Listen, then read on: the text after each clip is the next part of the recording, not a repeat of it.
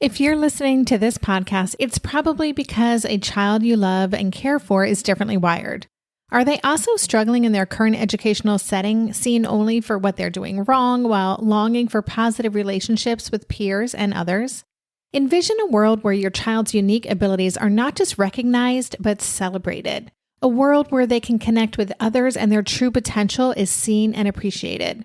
The Strength-Based Assessment Lab's mission is to build a world for your child just like that.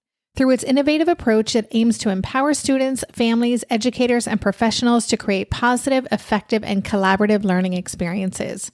Be a part of shaping a brighter future for your child. Visit www.bgs.edu to learn more about what a strength-based assessment could mean for your family. That's bgs.edu. We adults greatly overestimate the degree to which we are astute in our knowledge of what's really getting in a kid's way. And so what this model forces us to do, if you want to collaborate with a kid, you're going to have to listen to the kid. And you're going to have to take the kid's concerns into account. And no, that's not going to cause you to lose authority. It's going to help you pick up authority. Welcome to the Tilt Parenting Podcast, a podcast featuring interviews and conversations aimed at inspiring, informing, and supporting parents raising differently wired kids. I'm your host, Debbie Reber, and I'm so excited to share this episode with you. My guest is someone I've been wanting to have on the show since before I even aired episode 1, Dr. Ross Greene. Dr. Greene is a powerful voice in the movement to change the way children, and in particular, differently wired children, are treated. Many parents in the Tilt community know him as the author of The Explosive Child, a new approach for understanding and parenting easily frustrated, chronically inflexible children. But he's also the author of Lost at School and his most recent book, Raising Human Beings, a speaker and curriculum developer, and the originator of the Collaborative and Proactive Solutions model. This model helps parents and teachers and kids work together to solve problems in a way that respects our kids while supporting them and improving their behavior. Dr. Greene is also the founder of Lives in the Balance, which aims to provide resources and programs to caregivers of behaviorally challenging kids, address the issues that cause many of these kids to slip through the cracks, and to promote practices that foster the better side of human nature in all children. This was definitely one of my all-time favorite interviews I've ever done for the show. Dr. Greene generously shared so much wisdom and insight for us. I hope you enjoyed the episode. And before I get to our conversation, 2 quick things. I often hear from listeners that they love listening to these expert interviews and they sometimes aren't sure where to start or how to apply the strategies in their own lives. Other listeners want to know more about how I apply the principles in our family. So this week, I'm launching a new After the Show video series, 2 to 3 minute videos where I highlight key takeaways or give you tips about how to take what you've learned and make it work for your family. So after you've listened to this episode, go to tiltparenting.com/aftertheshow to watch the first video where I share 3 tips for how we use Dr. Greene's approach in our family, and sign up to get new episodes of the podcast and After the Show series delivered to your inbox each week. Secondly, I have a special favor to ask. I get emails from parents every day telling me that they've just discovered the podcast and are so grateful to have found it because for the first time they feel understood or hopeful or like they found their tribe. So if you are in community with other parents who are also raising atypical kids, maybe a Facebook group, or maybe you just know of a few friends who would benefit from this episode and this podcast in general, I would love it if you could share this episode with them. My goal is to spread these important messages far and wide and grow the community of parents like us looking to change the way our kids experience the world. Thank you so much for helping me. All right, that's enough of the intro. Let's get on with the show.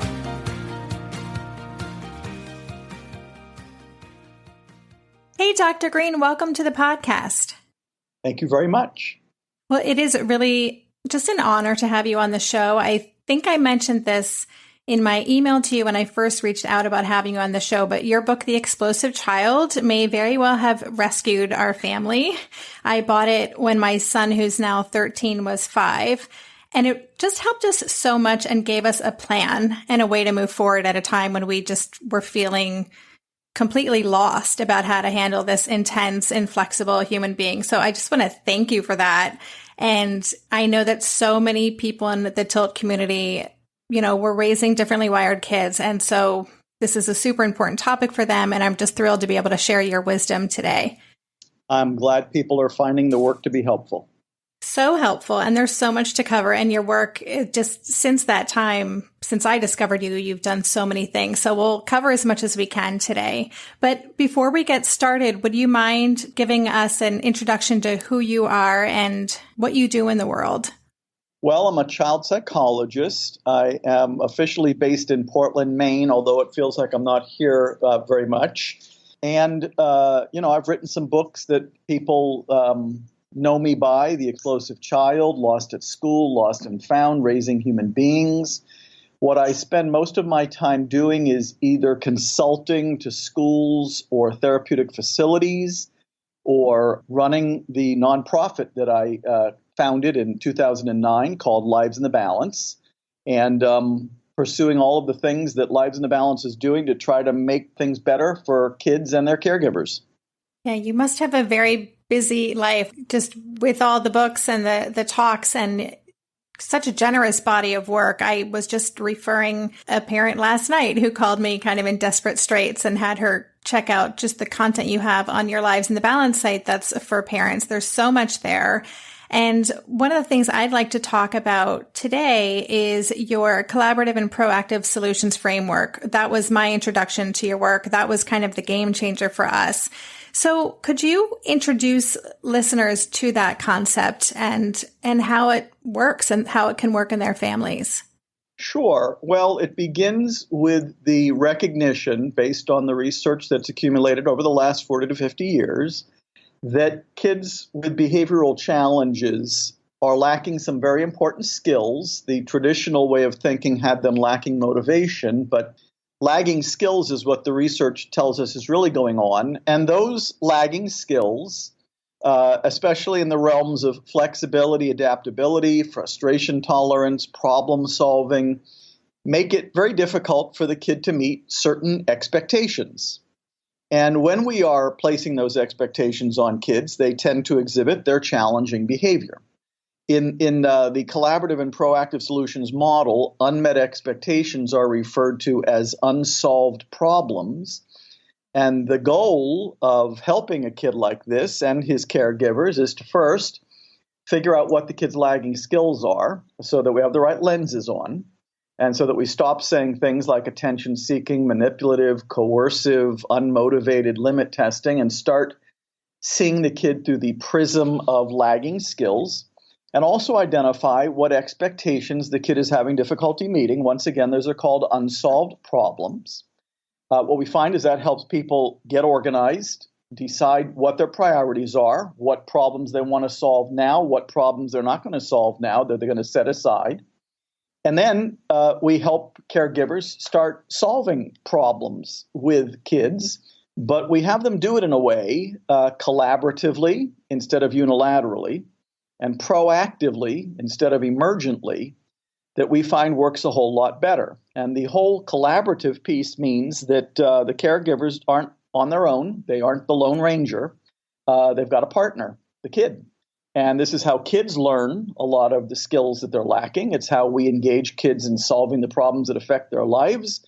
It's how we improve relationships. It's how we improve communications. And it's how we significantly reduce challenging behavior. Any problem that is solved is not going to cause challenging behavior. It's only the unsolved ones that cause challenging behavior. So much of this, too, as you're talking, and that idea of referring to things as lagging skills and unsolved problems brings to mind one of the phrases, which I think I paraded around after school in first grade, that, kids do well when they can. A lot of this is about reframing and changing the way we're thinking. And it's incredible how powerful just that little shift of considering this as an unsolved problem versus, as you said, manipulation or even a behavioral problem. It makes a huge difference. The changing of lenses is a huge part of this model because, a lot of people focus on behavior instead of the problems that are causing that behavior. They focus on modifying the behavior instead of on solving the problems that are causing those behaviors. That is a very, very big shift for a lot of people. But we've also been thinking for a very long time that a kid who isn't doing well, it must be because he doesn't want to do well. And boy, I've worked with about 2,000 behaviorally challenging kids at this point in my career. I haven't come across a one of them who didn't want to do well. So you're right. You brought up probably the key theme of the model, which is kids do well if they can. If this kid could do well, he would do well. And as I'm always saying, the biggest favor you can do a kid who's not doing well is to take off your old lenses and start figuring out what this kid's lagging skills and unsolved problems are. And that's what gets the whole ball rolling. Yeah, I mean, for me, I was surprised in the school system how few educators were perceiving kids in that way. And to me, it really was kind of not the golden ticket, but it turns everything into an opportunity. What can this child learn in this situation? What is he or she lacking that he needs to work on? And it's a great reframe. Well, and it takes us away from our habit, and a lot of school discipline programs are based on this, but so are a lot of the way many people parent. You're not relying on consequences anymore. You are relying on problem solving. And so it completely changes the role of the caregiver in this kid's life. I find that there are many, many caregivers who have what I call consequences on the brain. The minute they see a challenging behavior, the first thing they think of to do is apply a consequence. But in the CPS model, behavior is just the signal, just the fever, just the way the kid is communicating. I'm stuck. There are expectations I'm having difficulty meeting.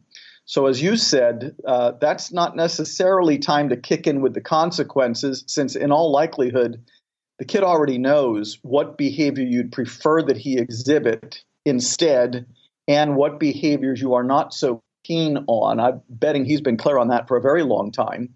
The opportunity is in viewing the behavior as the signal and figuring out what's really going on, what unsolved problem preceded that behavior, and how can we work together with this kid to try to get that problem solved.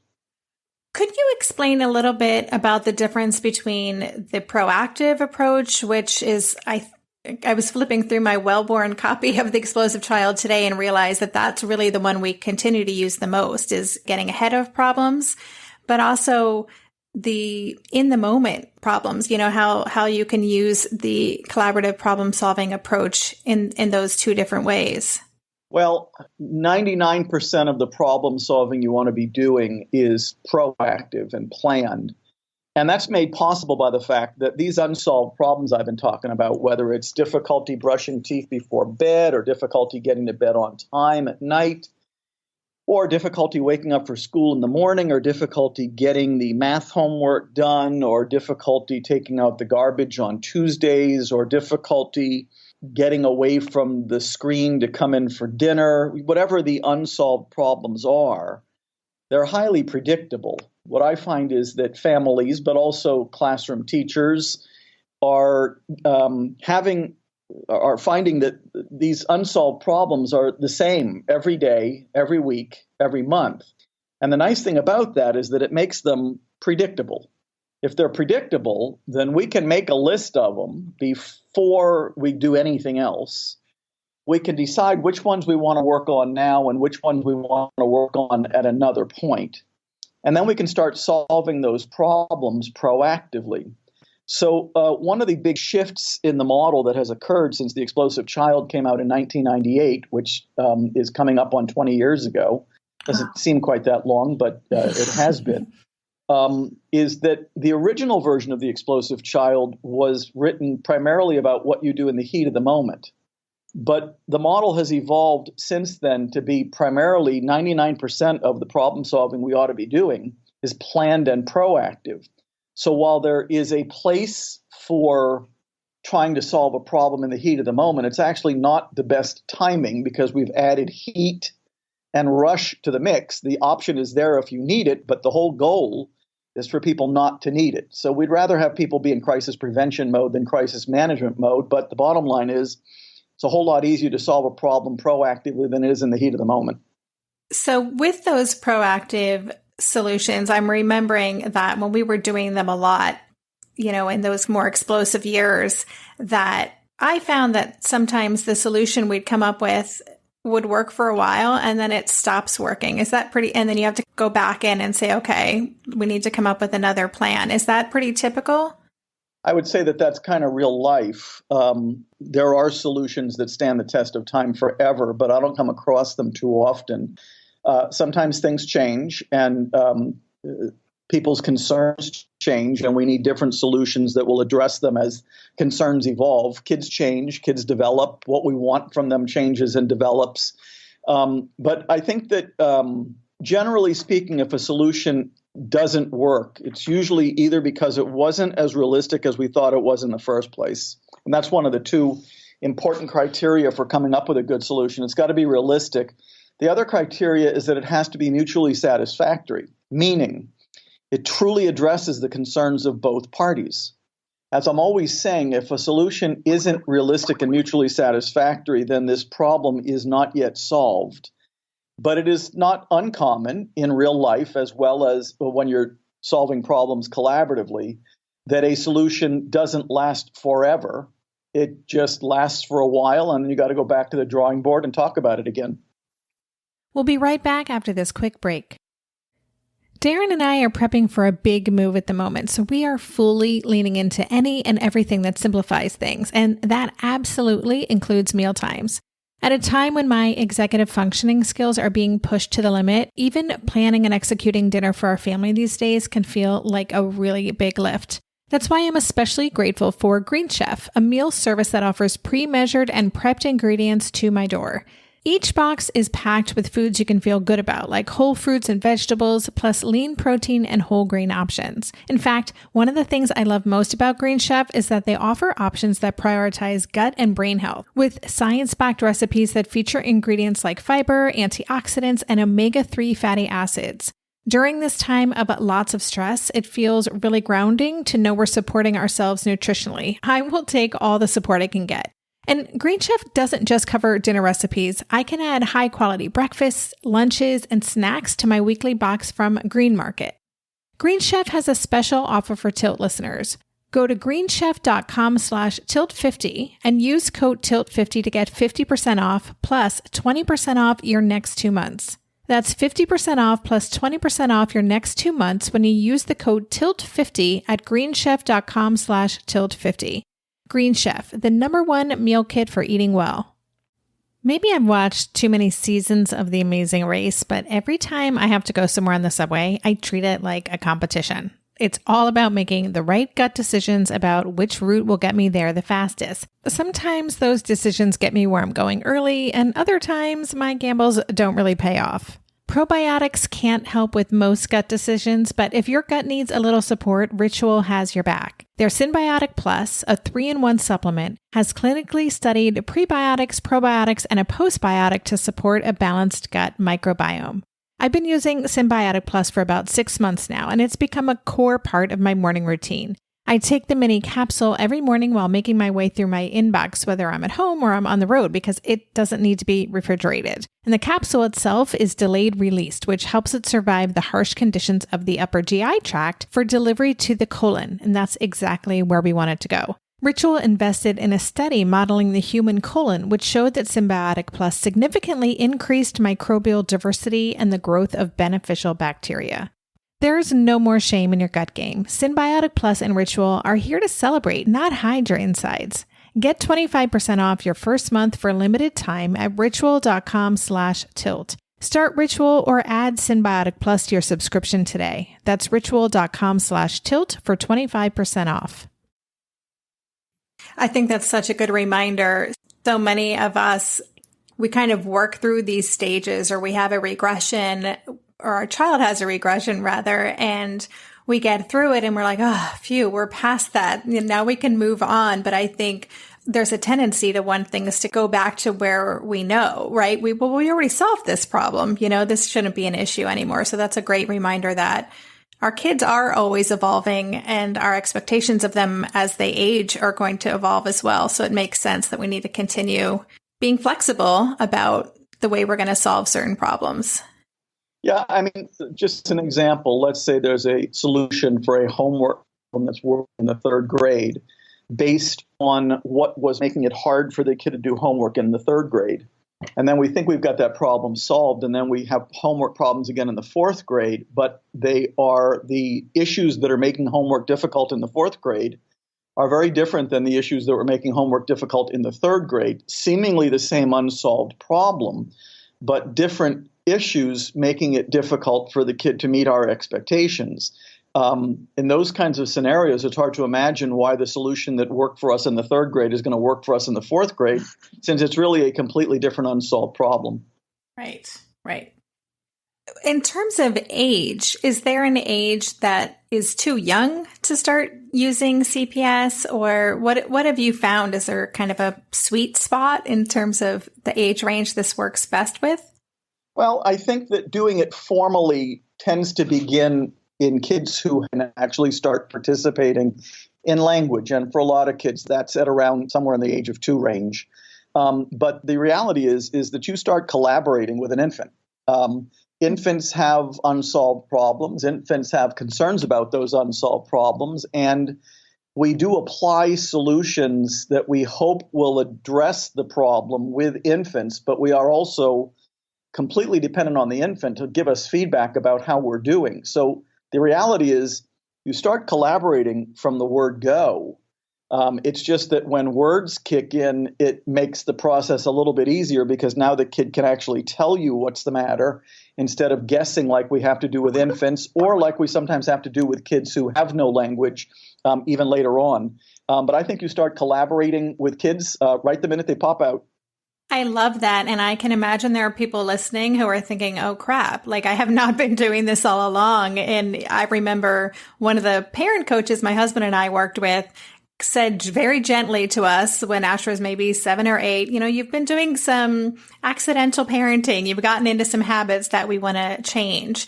What would you say to parents who realize that they have been doing an authoritarian approach and they want to switch gears? Is that something you just change right away? Do you talk with your child about it? How do you approach that? Well, you could do it either way. I would say no time like the present. And my bet is that the kid will be very pleasantly surprised by the different tack. I think we have to remember that if the only people who can come up with good solutions are the adults, the kid never learns how. If we're not listening to a kid about what's getting in the way on a particular unsolved problem, and we are just figuring it out on our own, what I call mind reading, which none of us are very good at. And if all we're doing is busy imposing solutions, then we really have to take a step back and say, are we really preparing this kid for the real world? Am I willing to sacrifice my relationship with my kid to do things in this way?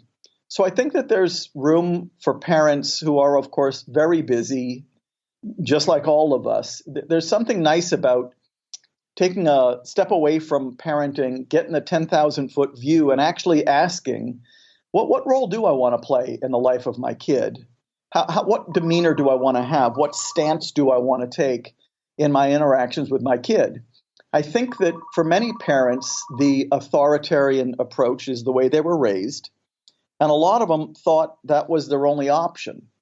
But there is another option. You can be collaborative instead of being unilateral. And I think that it's in the vast majority of cases, most parents feel like it's giving them the kind of relationship with their kid while maintaining influence, which is quite frankly the best you can shoot for. They're getting what they want and more when they are solving problems collaboratively instead of unilaterally. So I don't come across any parents who say, this collaboration stuff, it ruined my relationship with my kid and things have gone completely to hell since we started doing it. It's actually exclusively the reverse.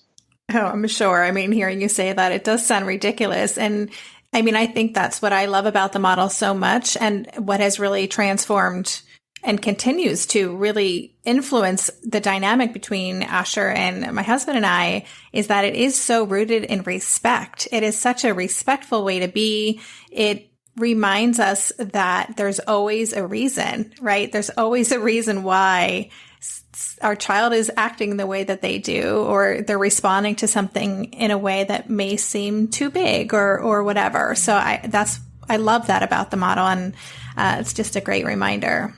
Well, one of the things it does is it says that the best source of information on what's getting in the kid's way on an expectation he or she is having difficulty meeting is the kid, not us. We adults greatly overestimate the degree to which we are astute in our knowledge of what's really getting in a kid's way. And so what this model forces us to do, I mean, if you want to collaborate with a kid, you're going to have to listen to the kid, and you're going to have to take the kid's concerns into account. And no, that's not going to cause you to lose authority. It's going to help you pick up authority. But as I'm always saying, the least fallible source of information on what's getting in a kid's way on an unsolved problem is the kid. So that means we got to have our ears wide open. It means the kid's voice is going to be heard, but it does not mean we're going to be losing authority or influence in the life of this kid. Before we move on, I want to talk about some of your more recent books, but could you briefly describe the concept of Plan A, Plan B, and Plan C, just for parents who are learning about this concept for the first time? Sure. What I wrote about in The Explosive Child for the first time back in 1998 was that there's basically three ways to approach an unsolved problem.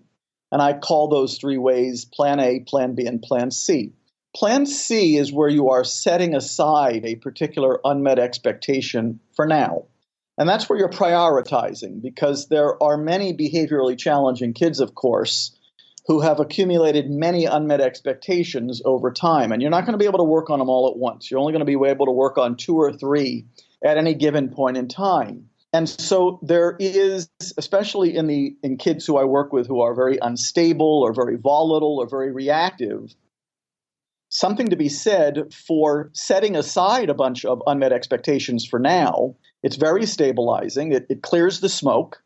I like it a lot better than using medication to stabilize a kid. So I'll take Plan C over meds any day when I can get away with it. So that's Plan C. But mostly it's about prioritizing. It's basically saying we've got a lot of fish to fry here. A lot of unmet expectations have accumulated over time. We know we're not going to be able to work on them all at once. So let's pick our top two or three and start working on those. That leaves us with only A and B. Both Plan A and Plan B represent the ways to solve the problem, but there is one massive difference between them. With Plan A, you're solving the problem unilaterally, which is where the adult decides what the solution is and imposes it on the kid. Plan B is where you're solving the problem collaboratively. Plan B is a partnership between you and the kid. In Plan B, you and the kid are teammates. It's where you're working together on solving the problem. As I always say, any problem that you could try to solve using Plan A could far more productively be solved using Plan B. So I have been spending most of my waking hours over the last 20 years teaching parents and educators and staff in therapeutic facilities how to do Plan B and trying to come up with all kinds of ways to make sure that this information gets into the hands of anybody who needs it, which, of course, is also what brings us to the Lives in a Balance website, where all of those vast resources are free. Great. Thank you so much for explaining that. It's so exciting to hear it from you. And it's just all makes so much sense. And I'm sure it's going to be so useful to our listeners. I would love to talk just a little bit about your book, Lost at School. I'm curious to know about what the response to that. Lost at School, I know, introduced a new approach to handling kids with behavioral challenges in school.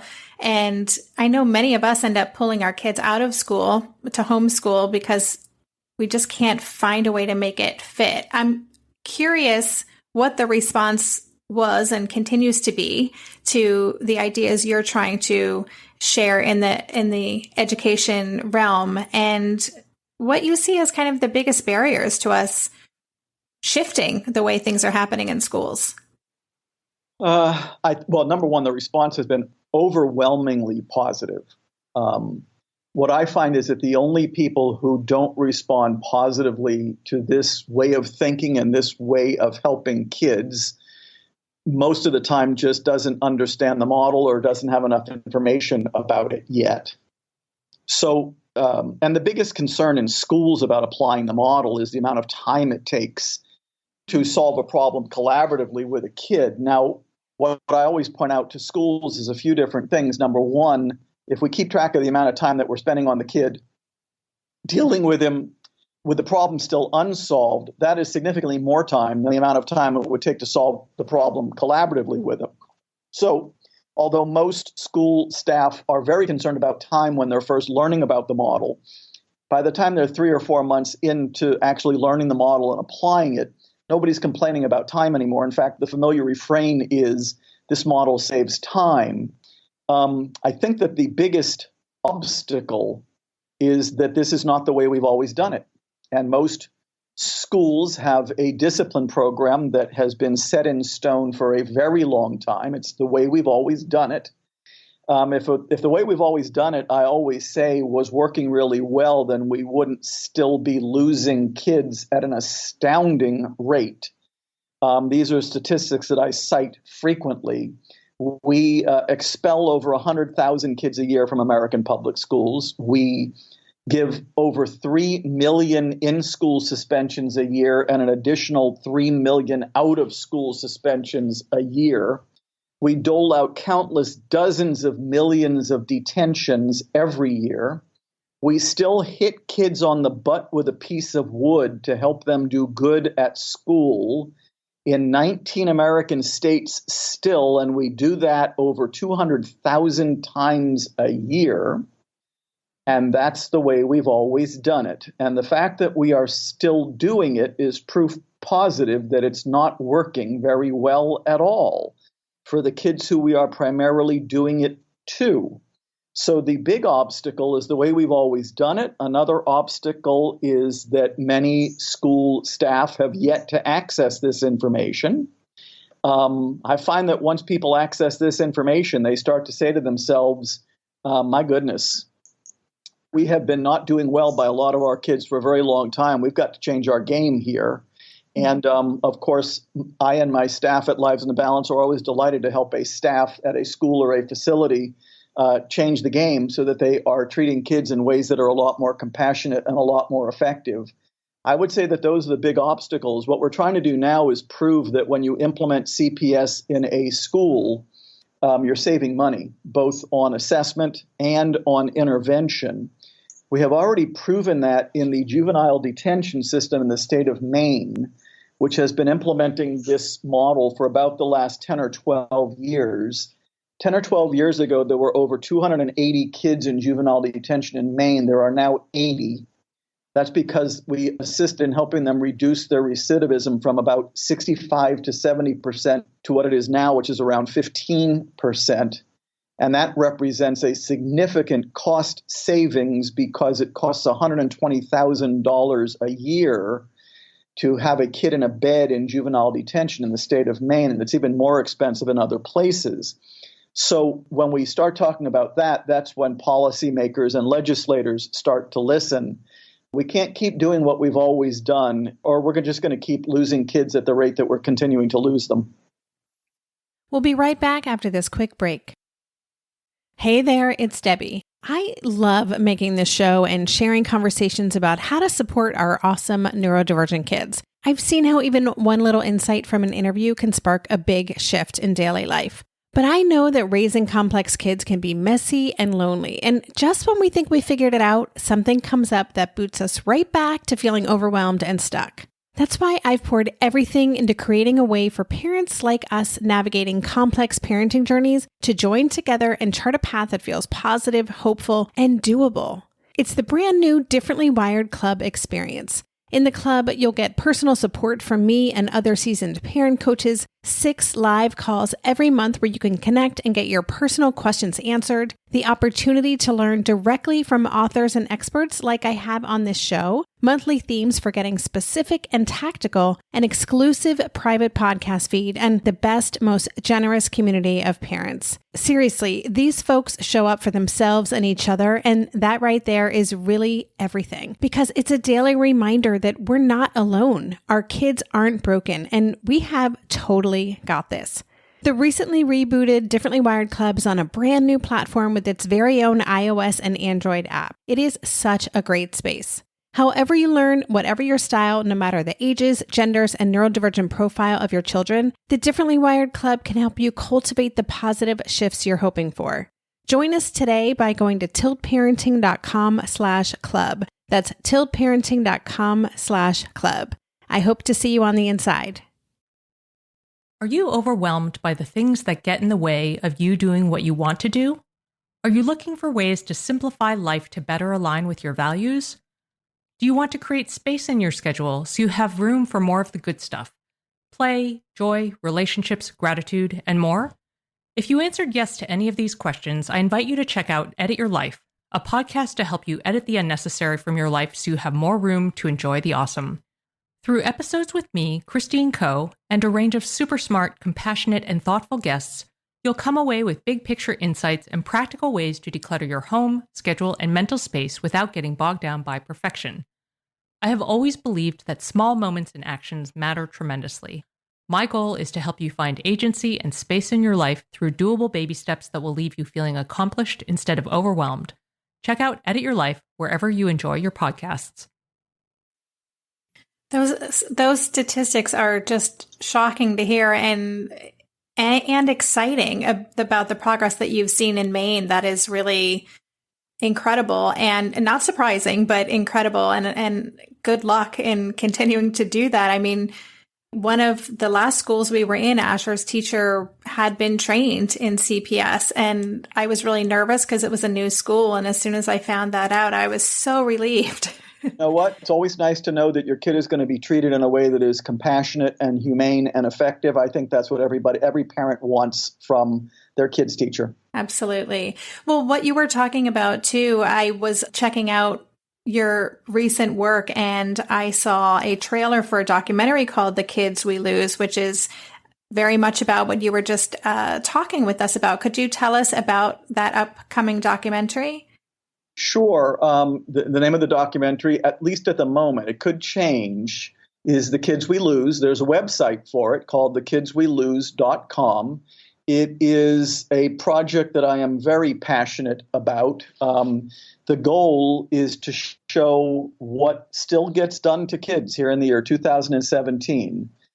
A lot of it brutal, a lot of it inhumane, a lot of it manhandling. Just by mere virtue of the fact that they are behaviorally challenging and that their difficulties are poorly understood and that they are still being treated in ways that are obsolete.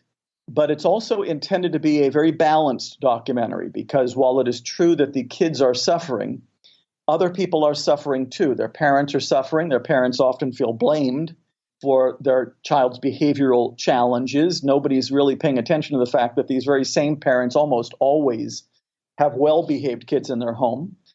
We want to be very balanced toward educators. Educators have more initiatives thrown at them than any other profession that I can think of. They are being, there's just very little time in an educator's day to do the kind of things for kids that teachers have always done. Teachers have always been among the most important socialization agents in our society.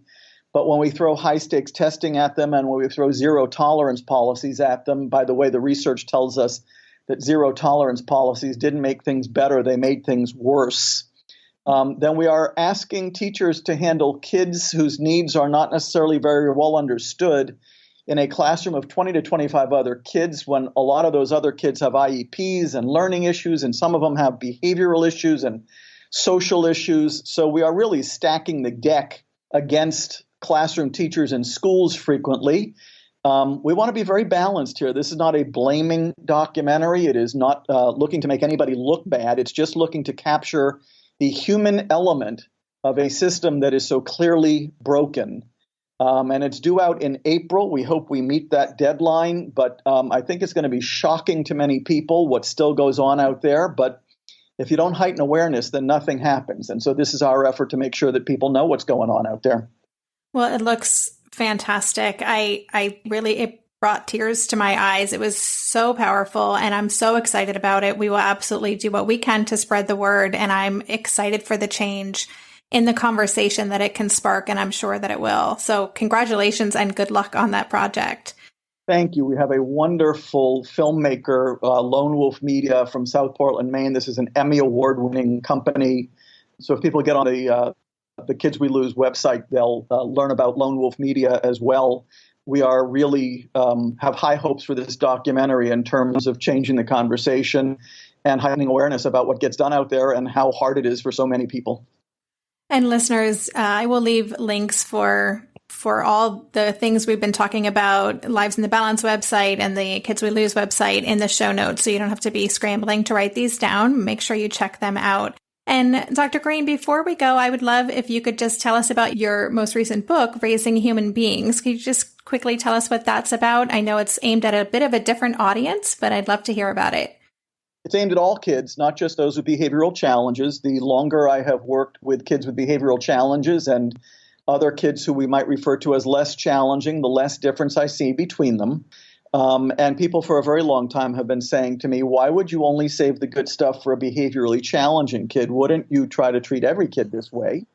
And the answer, of course, is yes. But there is a very compelling reason to treat every kid this way. And that is, whenever I introduce this when I'm speaking, I ask the audience if they're a little worried about the human species these days. And of course, almost unanimously, the answer is yes. And I'm not going to go into the reasons that we might be worried about the species these days. But what I will say is that there are certain skills that define the better side of human nature. Skills like empathy and appreciating how one's behavior is affecting other people and resolving disagreements without conflict and taking another person's perspective and honesty that I think many of us are finding in short supply these days, not only in ourselves, but also in our politicians and our leaders. And I think we have to get back to teaching those skills and modeling them for our kids and giving them as many opportunities for practice as we possibly can. And it turns out that when you are solving problems collaboratively and proactively, and this is what the research tells us, you are simultaneously teaching the skills that we just covered. Solving problems collaboratively helps people listen to each other, take each other's concerns into account, come up with solutions that work for both parties. It's not about power. It's about collaboration. I find that power causes conflict, and I find that collaboration causes agreement to break out all over. And I think that we need to start teaching these skills to our kids as early as possible and never let up. But I also think that we have to model it for them. And so Raising Human Beings has a double meaning. It's not only my beliefs about how we ought to raise our kids, it's about how we caregivers got to raise our game. And that's what that book is about. That's fantastic. It's generous, fantastic work, and congratulations on that. And I encourage listeners to check that out as well. And I'm going to let you get on with your busy day. You are such a busy man, and I am so grateful for this conversation and for everything that you shared with us today and for taking the time to talk with us. So thank you so much. Always my pleasure, and you are a wonderful interviewer, so it was a pleasure talking to you. You've been listening to the Tilt Parenting Podcast. For the show notes for this episode, including links to Dr. Greene's website, Lives in the Balance, his books, his upcoming documentary, The Kids We Lose, and the other resources we discussed, visit tiltparenting.com/session81. And don't forget to check out my after the show 3-minute video where I share my 3 tips for how we've applied Dr. Greene's collaborative and proactive solutions model in our family. You'll find a link on the show notes page, or you can go straight to tiltparenting.com/after the show. If you get value out of this podcast and would like to support this work, there are a couple of easy ways to help. One is to help sponsor the podcast through my Patreon campaign. Patreon is a simple membership platform that allows listeners like you to make a small monthly contribution to fund the show. If you want to help us, visit patreon.com/tiltparenting. The other way to help is to be sure to rate and review the podcast on iTunes and just help me spread the word. Thanks again for listening. For more information on Tilt Parenting, visit www.tiltparenting.com.